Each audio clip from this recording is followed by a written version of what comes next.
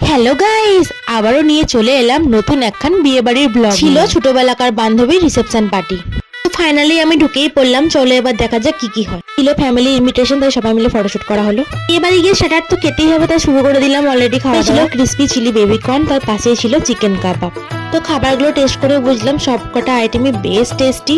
খাবারগুলো খেতে তো বেশ নরম ও তুলতুলে, ও হো কি সুন্দর। পাশেই ছিল ফুচকা, গপা গপ মেরে দিলাম দু একখান। তারপর গলা ভেজানোর জন্য নিয়ে নিলাম একটি ব্লু লেগন। আমরা সবাই বন্ধু বান্ধবরা মিলেই গিয়েছিলাম, কারণ বান্ধবী রিসেপশন পার্টি বলে কথা।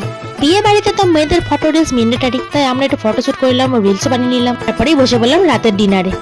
গো বসেই দেখি টুপির মতো একখানা মেনু কার্ড দিয়ে আছে।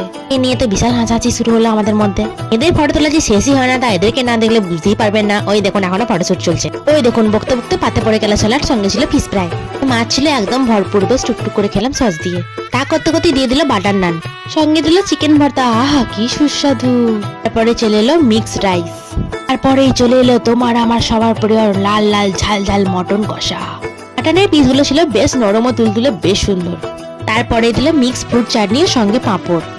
তারপরে মিষ্টি দিয়ে দিল, পাতে মিষ্টি না পড়লে তো বাঙালির হয় না। এসে আইসক্রিম পান নিয়ে ঘর চললাম। Tata bye bye.